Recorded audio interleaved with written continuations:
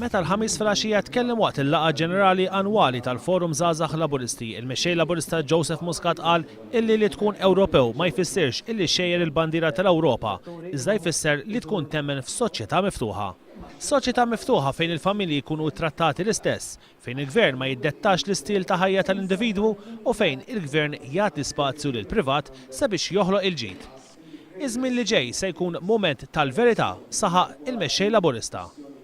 Dik ħatkun waħda mill-iktar mumenti importanti ta' għażla li ħajkollu l-poplu tagħna, fejn ħajkun qed jagħżel isma' jien irrid verament nafda lill-ġenerazzjonijiet il-ġodda, jien lest illi nsir pajjiż Ewropew, jien lest illi nkun pajjiż pożittiv, jien lest illi nkunu pajjiż fejn niftħu il-bibien tagħna beraħ l-ugwaljanza. Joseph Muscat sostna li fl-aħħar 4 snin il-Partit Laburista sar moviment aktar żagħżugħ, aktar femminili u aktar pożittiv. Il-mexxej Laburista qal illi żmien li ġej se jkun kruċjali għal pajjiżna e kif jista' jagħti l-każ illi nibdew sena ġdida mingħajr budget approvat.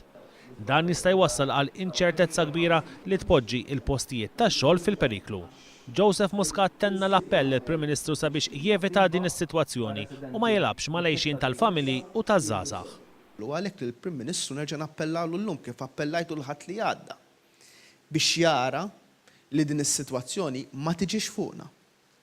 Għax hija sitwazzjoni fejn qed nilagħbu mal-jobs, qed nilagħbu mal-għajxien ta' ħafna familji, ta' ħafna żgħażagħ. Iż-żgħażagħ preżenti approvaw mozzjoni dwar xogħol diċenti foqsma differenti waqt li l-laqgħa kienet indirizzata wkoll mill-President tal-Partit Laburista Stefan Zrinzo Azzopardi u mill-President tal-Forum Daniel Mikallef.